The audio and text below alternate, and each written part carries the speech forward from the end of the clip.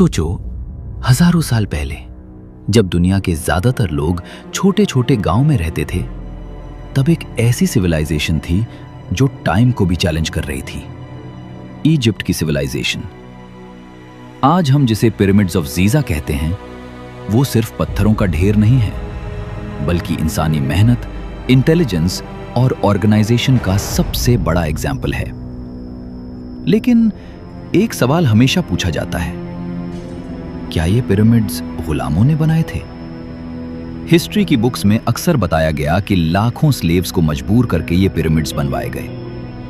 लेकिन modern research कुछ और ही कहानी बताती है। आर्कियोलॉजिस्ट को पिरामिड्स के पास वर्कर्स के विलेजेस मिले, जिनमें प्रॉपर हाउसेस, फूड स्टोरेज और मेडिकल फैसिलिटीज तक मौजूद थे। इसका मतलब साफ है, ये लोग स्लेव्स नहीं थे, ये स्किल्ड वर्कर्स थे जो मेहनताना लेते थे, खाना पाते थे और सोसाइटी में रिस्पेक्ट भी रखते थे। अब सोचो, अगर ये काम जबरदस्ती करवाया जाता तो इतनी परफेक्ट इंजीनियरिंग कैसे पॉसिबल होती? ग्रेट पिरामिड ऑफ गीज़ा को ही देख लो। ये लगभग 4500 साल पुराना है और इसकी अलाइनमेंट इतनी परफेक्ट है कि आज भी साइंटिस्ट्स हैरान हैं। ये pyramid almost perfectly north direction की तरफ अलाइंड है, बिना मॉडर्न टूल्स के। तो ये पॉसिबल कैसे हुआ? एंशिएंट इजिप्शियन सिर्फ बिल्डर्स नहीं थे, वो मैथमेटिशियंस, इंजीनियर्स और एस्ट्रोनॉमर्स भी थे।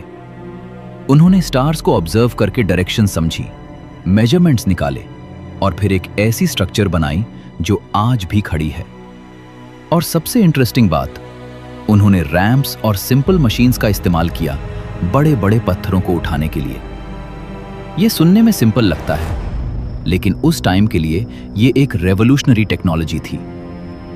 अब एक और मिथ, लोग कहते हैं कि एलियंस ने मदद की थी। सच ये है, हमें एलियंस की जरूरत ही नहीं है इस एक्सप्लेनेशन के लिए। इंसान की कैपेबिलिटी खुद इतनी पावरफुल है कि वो इम्पॉसिबल को पॉसिबल बना सकता है। नाइल रिवर भी इस सिविलाइजेशन का बैकबोन था। नाइल हर साल फ्लड करता था, जिससे फर्टाइल लैंड बनती थी और एग्रीकल्चर पॉसिबल होता था।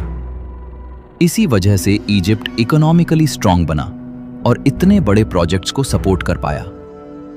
फेरोज, जिन्हें गॉड लाइक माना जाता था, वो सिर्फ रूलर्स नहीं थे, बल्कि प्रोजेक्ट मैनेजर्स भी थे।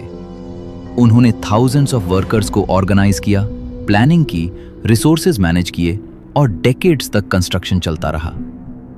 अब जरा इमेजिन करो, बिना मशीन्स, बिना क्रेन्स, सिर्फ ह्यूमन एफर्ट, प्लानिंग और डेडिकेशन के दम पर ये पिरामिड्स बनाए गए।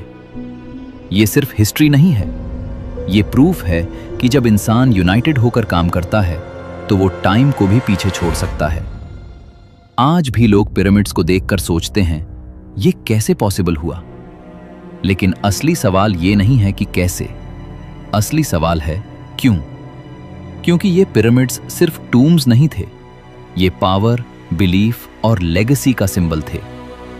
इजिप्शियंस मानते थे कि डेथ के बाद भी लाइफ है, और फेरोज के लिए ये पिरामिड्स एक गेटवे थे आफ्टर लाइफ के लिए। तो अगली बार जब तुम पिरामिड्स की फोटो देखो, तो ये मत सोचो कि ये स्लेव्स ने बनाए थे।